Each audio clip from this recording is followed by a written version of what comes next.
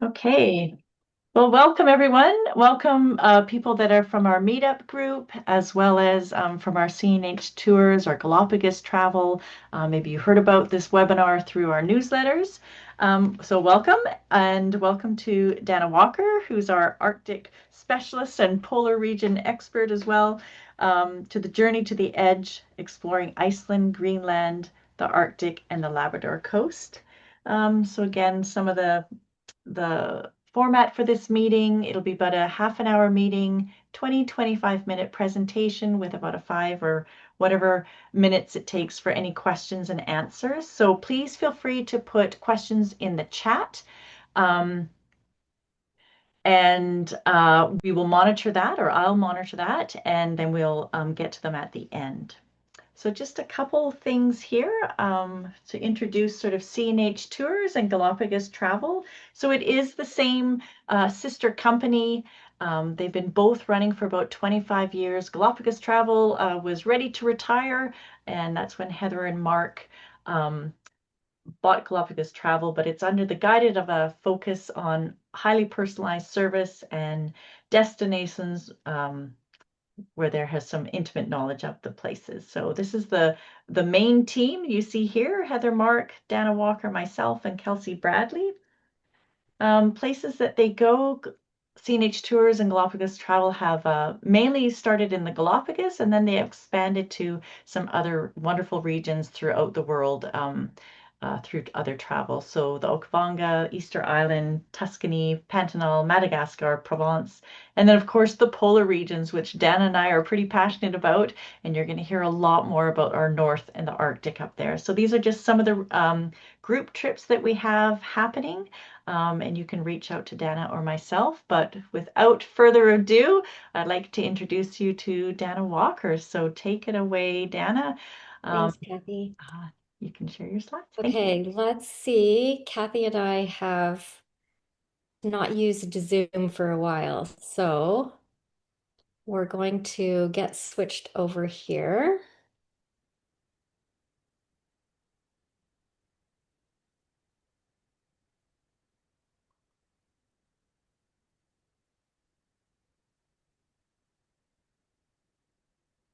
Okay, and I just have to move all of our little faces so I can see my notes. All right. Thanks for joining, everyone. I'm Dana Walker, and I'm the Arctic specialist with a deep love for the polar regions. I grew up in a really small town in BC, Canada, and it was the kind of place where nature was part of everyday life. And as a kid, I was constantly exploring forests and lakes and snowy trails. And when I wasn't outside, I was reading everything I could about early explorers and dreaming of icy, far off adventures. That curiosity, I guess it stayed with me and eventually led me to work in some of the most remote and incredible places on Earth. And I've had the privilege of traveling through Greenland, Svalbard, Northwest Passage, and exploring the cultural heartlands of Nunavut, Nunatsiavut, and the Northwest Territories. And yes, I've also spent time in Antarctica.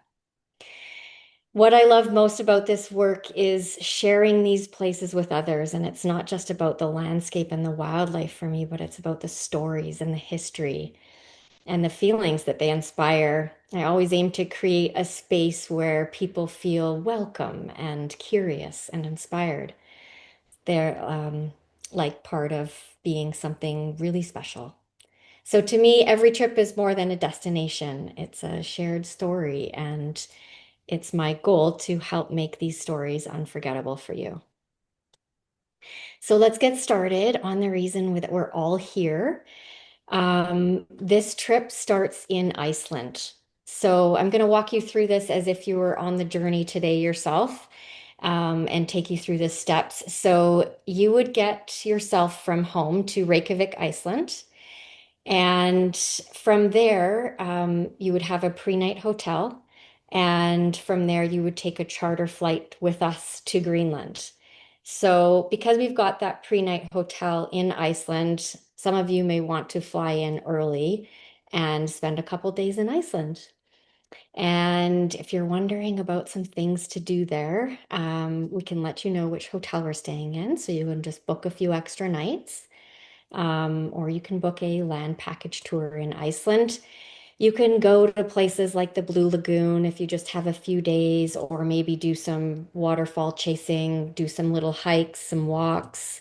And then, of course, there's the Golden Circle Drive that's quite popular as well, getting you to see that geyser geothermal area in the Gulfos Falls. Let's chat a little bit about the vessel that we're going to be on. So she's called the Ocean Explorer, and she's equipped with pretty much everything you need and all the creature comforts of home. One thing when I'm choosing a expedition vessel that I look at is the guest to staff ratio because it does take a lot of extra staff on board to deliver an expedition, a true expedition product. So you can see this one is very good. We've got 138 guests and only 105 staff. And of course, we've got a very capable ship with a ice class 1A. Also, bar and lounge, library, like I said, all those creature comforts. Now, before we board that ship, we land in Kangerlussuaq, Greenland on that charter flight. And that's a remote settlement nestled in the 180-kilometer long fjord. So it's located on the island's west coast, and the airport has a pretty unique history. It was originally established as the Sonderstrom Air Base by the United States Army Air Force early in World War II. So we bring that ship right into the fjord to meet the guests. However, you will have to get into the Zodiac and get yourself out to the ship. So your first encounter with putting on those life vests and everything will be on that very first day. Now, our first stop is going to be Sisimiut, Greenland. So it's a fascinating place. It has a unique mix of history and culture and Arctic beauty, and it's also the second largest town in Greenland.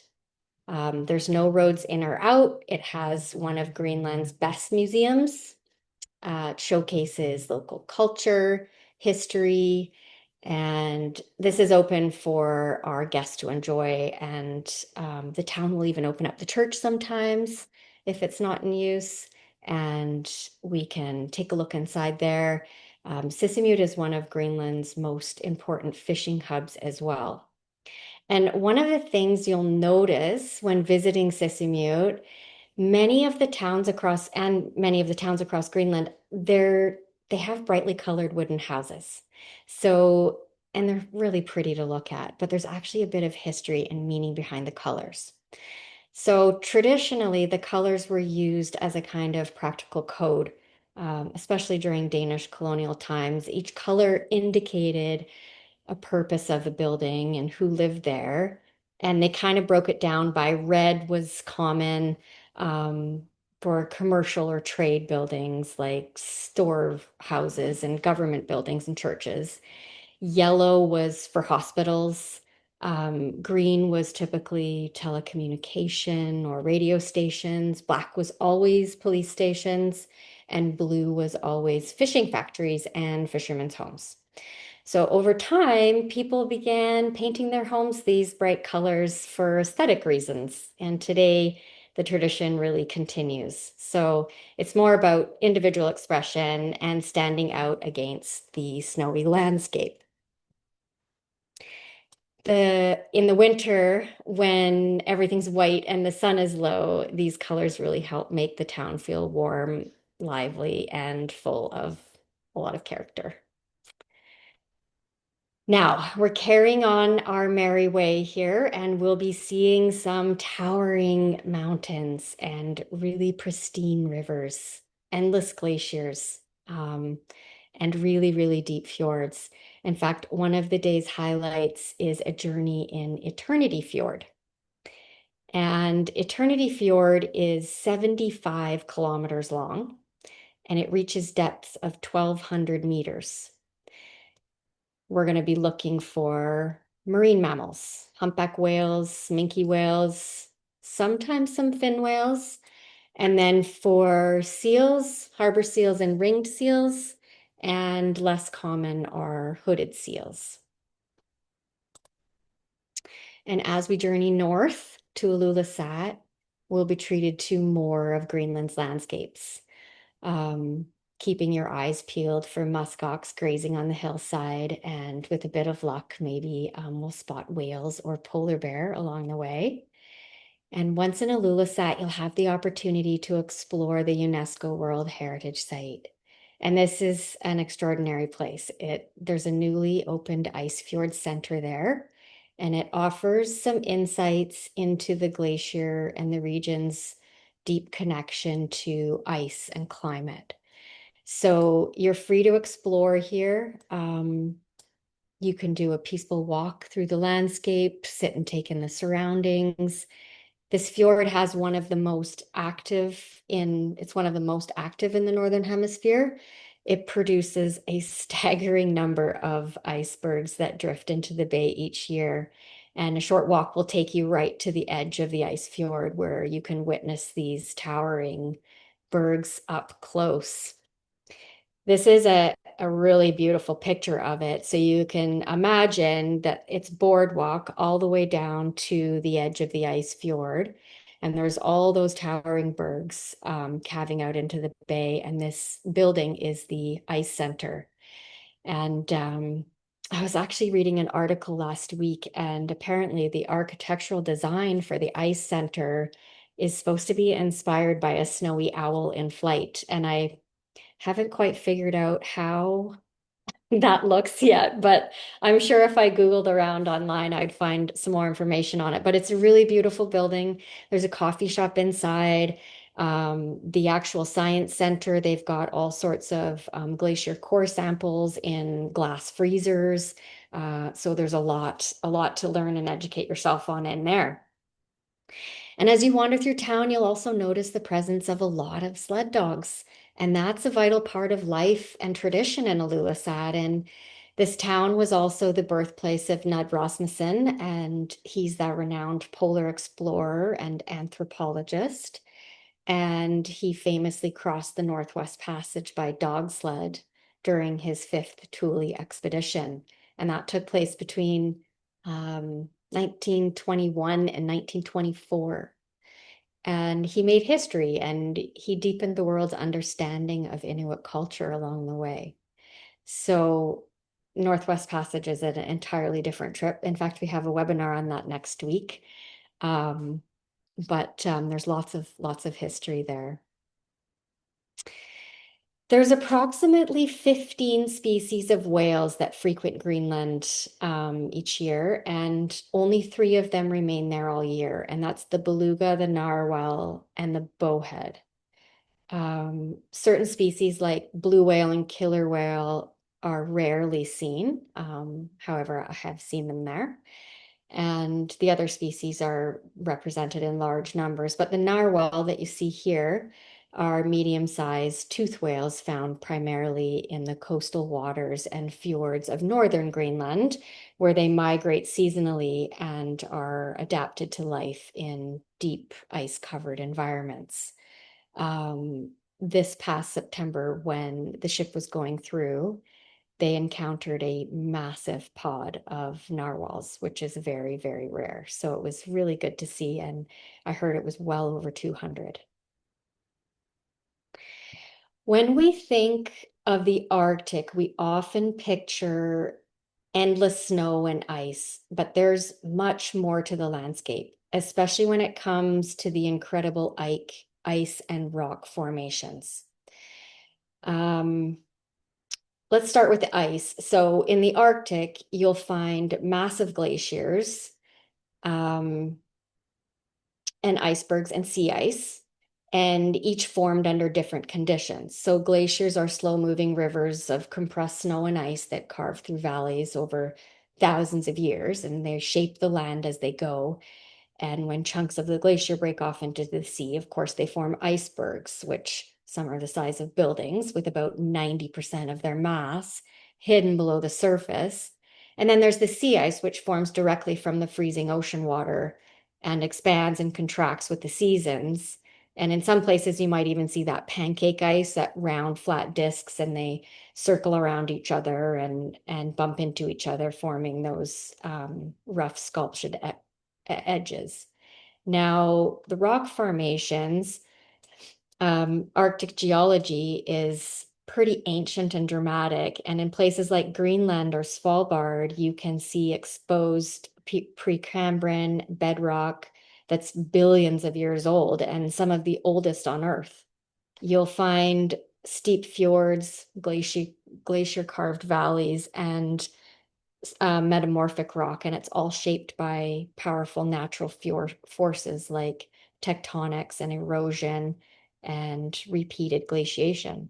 So together, the ice and the rock tell a story and of the landscape, and it's constantly shaped by time and pressure and super extreme conditions.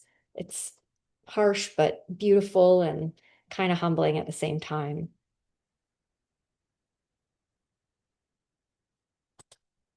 There we go.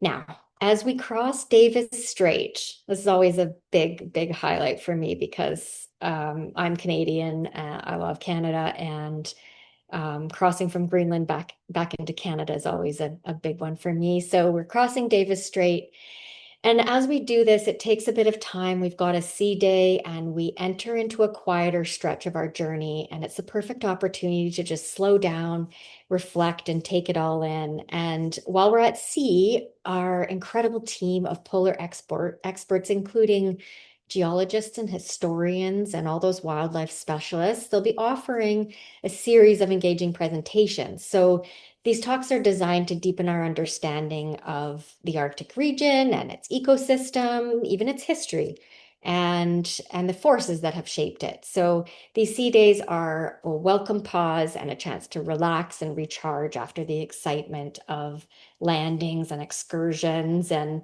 learning how to put on all that gear and take it all off again. And it's our time to rest. You can review your photos and journal, and whether you choose to join a lecture or have a quiet coffee on the deck or dive into a good book, this stretch offers a really good balance. Now, as we enter into Canada, we want to be on the lookout for seals and polar bear and walrus and other majestic Arctic creatures and the bird life. I can't even get into the bird life because it just opens up a whole can of worms. So the bird life alone is completely fascinating. Interesting fact, I have been traveling into the Arctic for years. I had never seen a walrus until last year.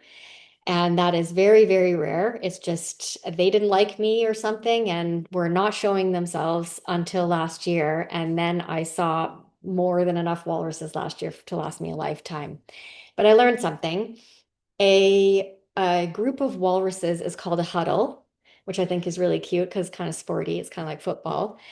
And a mother walrus will leave the huddle to have her baby. So when I was in the Arctic, I witnessed this, a mother walrus on an ice floe, all by herself, alone and away from the huddle. And the marine biologist figured her baby would have been about 24 hours old. So they only stay away from the huddle for about 3 days and then they take their baby back. And I think it's a safety concern so that their babies don't get crushed by the massive beasts of walruses. Now we will make our way into the small town of Pangerton. So in Nunavut, here I'm reminded of a very special moment. So this first time I was able to visit here was with my son several years ago. And this village, it's often simply called Pang, is set along the stunning Pangerton Fjord, and right where it meets Cumberland Sound. And it's surrounded by towering fjords and glaciers and these really rugged peaks. And it's hard not to feel really humbled in this vastness of the landscape. Right behind us in this image is the Iowituk National Park, and that's one of Canada's most dramatic and remote wilderness parks. And just in front of us in the heart of is the heart of the community. So I'll show you a picture of that as well. Nunavut means our land in Inuktitut language, and it truly feels like a place with deep roots. It stretches far beyond the Arctic Circle and is considered the homeland of the Inuit in Canada. Pangertung is a stronghold of Inuit culture, and not only through its connection to the land, but also through its people and its traditions and art. You'll find beautifully handcrafted textiles here and the famous pangtuk, intricate weavings and bold prints. So definitely a visit to the local print and weaving shops is definitely worth it. But for me, sharing this place with my son and seeing it through his eyes and the experience, that warmth and resilience of this community together, it was something I'll never forget. As I mentioned, the Inuit culture, this is a young child learning to light the kuluk. And a kuluk is a oil lantern that was used to heat the inside of snow houses many, many years ago. And the tradition was that the women would stay back from hunting and fishing and keep the snow houses warm with the oil lantern.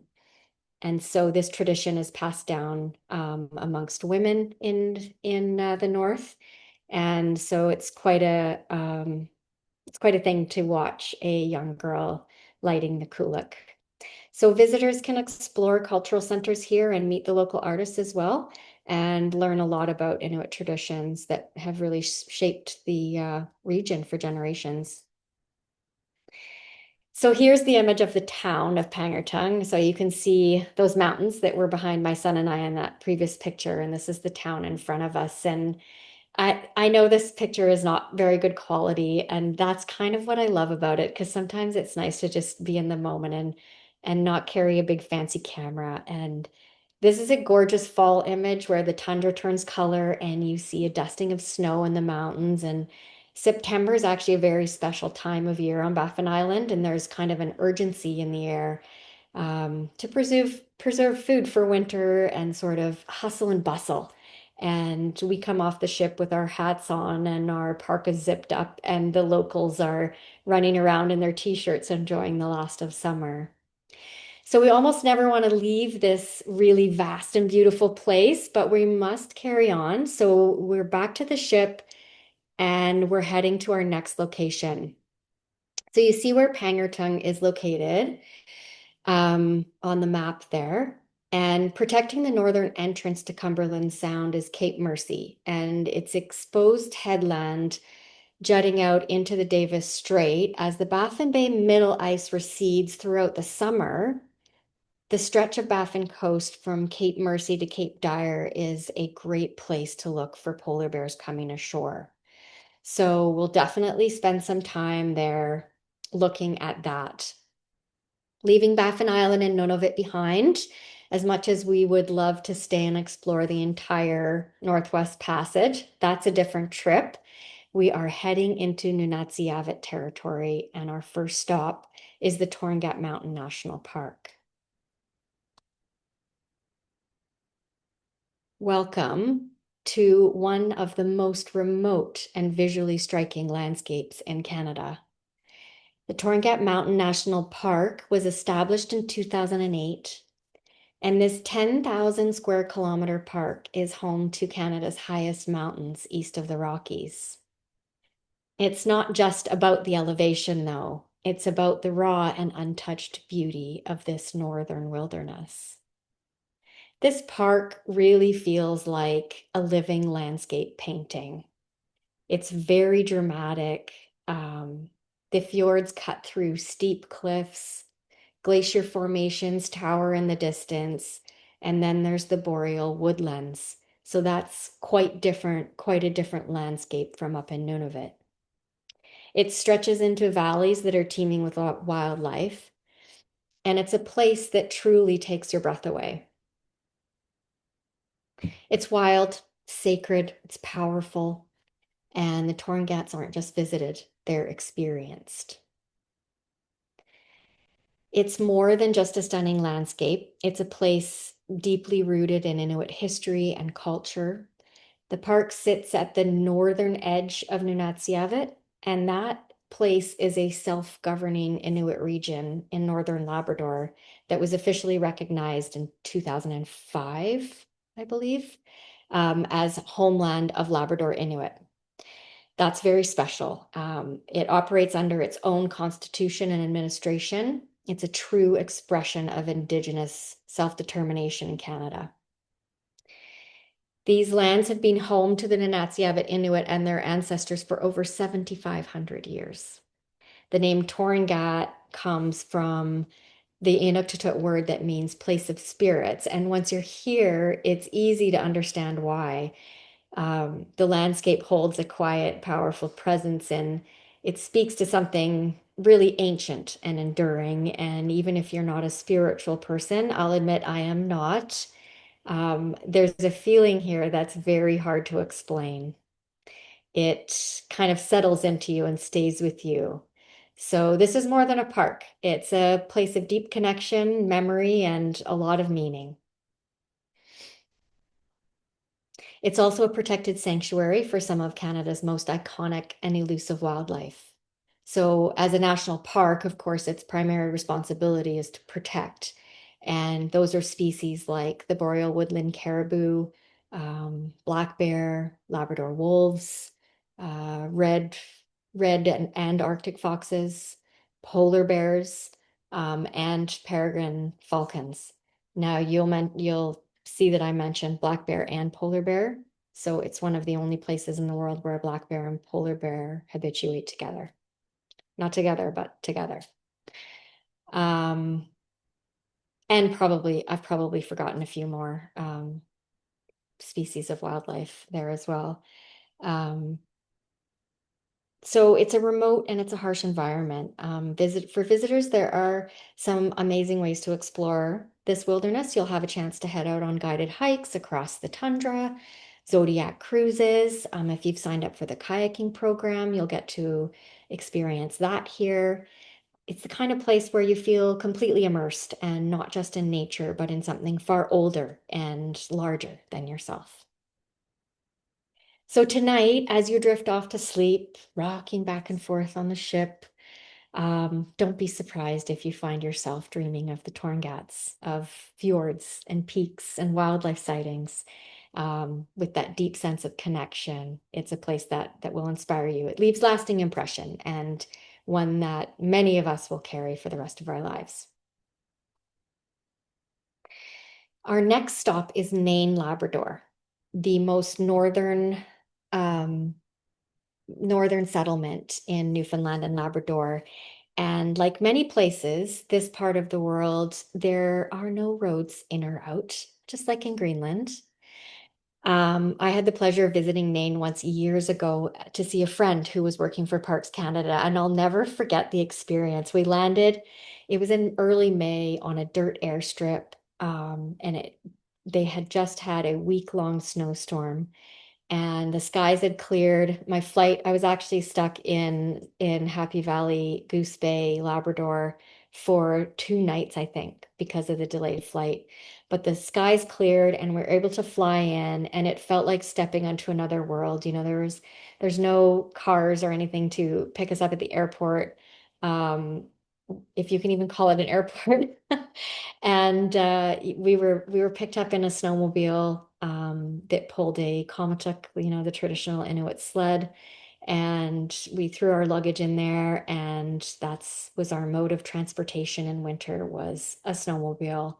And on Friday nights before the gas station closed, everybody would drive their snowmobiles to the gas station and you'd all line up and everybody would get their fuel for the weekend. And it's a very, very cool place. And it was one of the most welcoming places I've ever been. And you can see this cultural center that's built right in the bay, right on the water. And there is, if you're a rock person, you know of Labradorite, and there is a Labradorite mine here, and one of the cultural buildings, their entire floor is tiled in Labradorite. That's a very iridescent bluey green stone, so it's very, very pretty. There's another shot of it from the air that I just thought was a very good kind of impression to judge kind of how large it is, and pretty much what you see is what you get.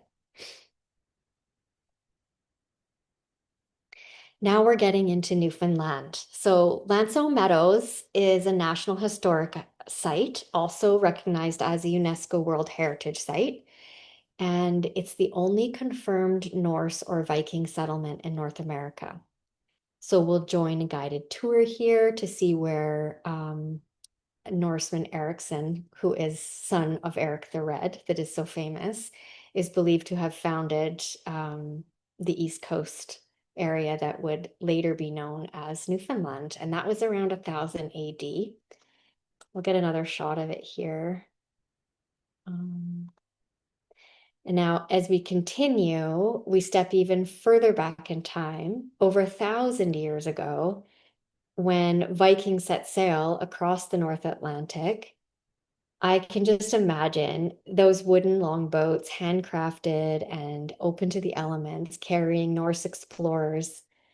I believe it's 2,180 kilometers from Greenland to Newfoundland in 1000 AD, and they made landfall right here in what is now Canada, long before Columbus ever crossed the Atlantic. And you'll have this chance to visit the archaeological remains of the site where they came ashore in those homemade vessels. So standing there, it's hard not to feel the weight of history and to picture the longboats pulled into the rocky coast. The first European structures in North America were taking shape. So that's a very rare opportunity to walk in the footsteps of the Vikings and connect with the story that's as bold and as enduring as the people who lived it. So we're standing on the only confirmed Norse site in North America. And as we explore the site, you'll get a chance to walk through the reconstructed sod huts and see the archaeological ruins and the proof that Vikings were here, arrived here. And this place offers a really powerful sense of living history. And you can almost imagine the Norse explorers working and repairing their ships and surviving the elements in these very structures. And while we're exploring this ancient site, you can take a look around, and we're still surrounded by icebergs. You can see them drifting by in what's known as Iceberg Alley. And it's a pretty surreal contrast. Viking ruins on land, massive icebergs offshore, and we're really in the middle of it all. And it's a moment where history and nature really meet in an unforgettable way. Now, sadly, our trip has come to an end, and we have arrived in St. John's, Newfoundland. And you might be thinking about spending a bit of time here. Um, there is quite a few things to do in Newfoundland. You can take the hike to Signal Hill. Um, that's with the where they have the transatlantic wireless signal was first received there in 1901. There's a little monument. You might want to stroll through Jelly Bean Row. That's what you see here in the picture, all the colorful little storefronts. You could visit the rooms. That's all their cultural setting and buildings. And the lighthouse. Always a good hike to the lighthouse. And of course, cuisine. We can't forget about the cuisine there is always wonderful. And so that is Iceland to Newfoundland via Greenland and the Canadian Arctic in a nutshell. We've got our group held until the end of October, and our best group deal on prices is secured. And it's September 14th through September 27th aboard that lovely ship that I showed you. And I'm just going to switch to the next slide so you have some contact details to leave up here if you want to jot them down. And we can really pass it over to Kathy and to facilitate any questions you guys may have. Thank you, Dana. That was great. We don't have any questions in the chat just yet, so we'll kind of give some people some time to think about that and jot them down. Um, I had a couple questions. Nothing great, but nothing too hard, I mean. So you're talking like, so the excursions and things. So if someone hasn't really been on an expedition type holiday, um, can you explain like maybe how many times you would go out in a zodiac, do like Mhm. zodiac kind of looking at things, or how much hiking there is? Do you do that twice a day, or is it kind of one a day? Yeah, in the Arctic, it's a little bit different because we have to be so fluid and flexible when we're dealing with those elements. So we always aim to go off the ship twice a day. So the general, like a day in the life on the ship, I always say is an early breakfast, a 7:30 wake up call, early breakfast, and we're gearing up to head out by 9:30 at the latest. We come back to the ship around 12:30 for lunch, and we'll head out again around 3. So that's always our goal. Some of the landings in Greenland tend to be a little bit of a longer day. Anytime there's a community, we'll stretch that to one landing, but we'll spend about 4 or 5 hours off the ship. So this trip in particular is quite unique in that we'll have several days where we're off for a large chunk of time, and that's just the one landing. And then for the afternoon, we'll do, I know there's a couple areas in like Disco Bay in Greenland is amazing. So after we do our visit to Ilulissat and spend a better part of the day there, we might have more of an afternoon, evening Zodiac cruise in and around Disco Bay because that's where all the whale tails are fluking up and getting some great shots of that. So it can be quite different.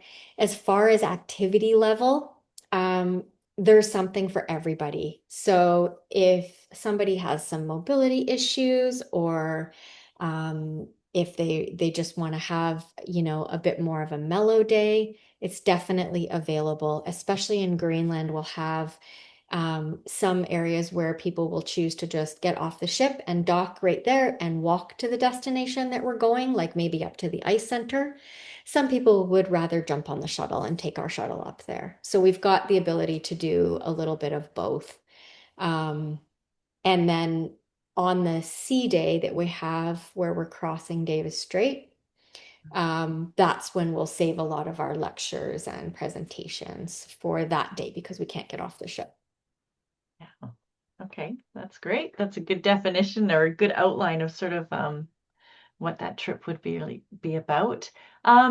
Someone had a question about the cost, so maybe you could just flip back to that Mhm. slide that showed the costs of the trip. Yep. Um, Now, included, and you can always email me too for inclusions and exclusions, but I'll just give you a brief overview of what's included. So, your pre-night hotel in Iceland, and then your charter flight to Greenland, everything on board the ship. They serve beer, wine with meals, cocktails, anything specialized would be extra. Um, and then when you get off the ship, the transfer to the airport or to a hotel is included. So all the transfers at the beginning of the trip and then the one transfer at the end. So pretty much your flights into the city that we're starting from and home from the city that we're disembarking in. okay, great. Oh, and a parka. Sorry, everybody would get a parka on the ship. That's included. So when you're packing, they will have boots on the ship for you to use. You won't have to bring your own boots and the parka, so you can pack a little bit lighter, just with warmer layers and mid layers. Good, good advice. Another question, medical procedures for such a remote tour if something comes up. So, Medical procedures, yeah. So, um, all of our trips require, any expedition will require a medical evacuation insurance up to 250,000. So you'll want to purchase insurance to cover yourself in a medical situation. so that we can evacuate you to the closest medical facility. So that's a mandatory insurance that you will look at. As far as other little things that we could manage on the ship, we do have two doctors on board. And we have a little medical facility clinic on the ship as well. So we've handled everything from your basic headache to stitches, um, and minor injuries. But it would just be minor stuff. Anything else, anything serious, we would get you off the ship as quickly as possible. Mhm. I hope that answers the question. Yeah, I'm sure. And then also there was a question about is there one guide who gives educational talks the whole time, or do excursions have local guides? Mm, that's a great question. So Mhm. on the vessel, we've got about 18 expedition staff, and they will be any kind of ologist you can think of, they will be there. The geologist, a glaciologist, an ornithologist, and those talks given by the people on the ship will be given in kind of unison with what we've seen that day. Like if seen a lot of marine mammals that day, then the marine biologist will be giving a talk that night on what we saw. It's also pretty common for them to give a talk prior to something that they know we're going to see. And then when we are on the ground in a community, that's when we have our local guides. And we'll also be traveling with Inuit expedition team. So local guides from communities will be traveling on the ship with us. So we'll have that connection in communities as well. Okay, that's great. Yeah. Another question, are hikes and kayaks extra cost? And how long are the hikes and what activity options are there when, say, the weather is bad? Mhm. Raining or windy, but I think usually you'd go out anyway, but I'll let you kind of describe sort of the bad weather kind of components. Yeah. So kayaking is an extra cost. I believe it's 14.95, so 1,495. And that is the only additional adventure option that's available. All the other adventures are included. So all your zodiac cruising, your wildlife viewing, your hikes and your walks, your community visits, all your entry fees into cultural centers and communities and stuff like that is all covered.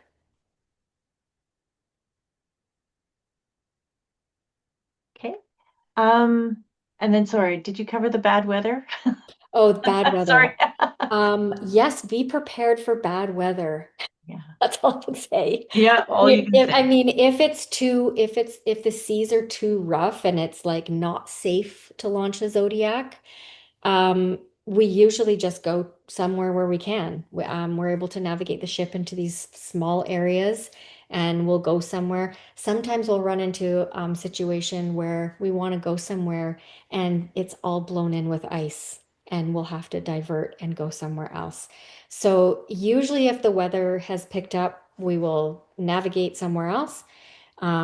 If it's so bad that we just can't do that or we can't get off the ship or something, then it would be activities like on a sea day. We would do more educational presentations on something we might not get to see, or one thing I really love on the ship is when the cultural ambassador on board does their talk.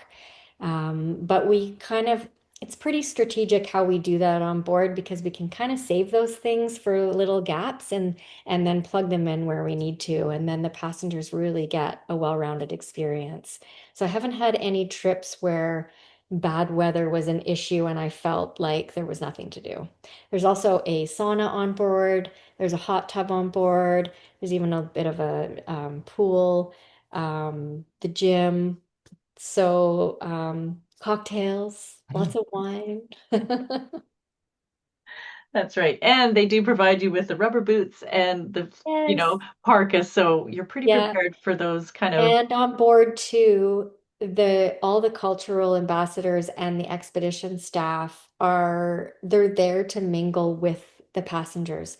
So at any given time, you might be able to sit down and have tea with the expedition leader, or grab a drink with the kayak guide, or whoever you kind of click with, and you get to have that one-on-one time and ask them all the fun questions about what life living on a ship is like. Hmm. Yeah, and even so about living on a ship, internet available, is that an extra charge on this one? Yes, I believe there's a package that's complimentary, and then you can buy extra. Is it gigabytes or megabytes? I can't remember, but that you could buy packages, and it's not very expensive. Okay, yeah. Because that for some people that's probably Yeah, important to do. So yeah. yeah, good, good. Let's see if there's any more. Did anyone have any other questions? That's all I've got on the chat. Perfect. Yeah, That's great. And if anybody has any questions, feel free to shoot me an email or give me a call. Um, I just noticed that there's a typo in my phone number. It's 966-8277. Um, so 604-966-8277. But you can get me on email, phone anytime if you want to follow our Facebook page, CNH Tours Polar, or Instagram, CNH Tours Polar. You see them on the screen there. And I look forward to hearing from you. And I'm always happy to answer questions. People are often not ready to invest in a travel experience like this right away, and it takes some time to kind of chat through it. But it's always a pleasure to talk about the polar regions. So even if you're not ready to book something, I certainly don't mind chatting about it. And we will chat soon. awesome. That's great. Okay, well, thank you so much, everyone. And I'll I be have sending. actually, Oh, sorry, I have one last question. I don't yeah. even have time to type it because I'm a slow texter. I'm on my phone. Um, is there a deadline for booking? Maybe that was in the slide and I missed it. Oh yeah, the our group option is only on hold until the end of October. Okay, And thank you. what we require is a 25% deposit, and then final payment isn't due until 90 days prior to departure. Thank you. Thanks, Jacqueline.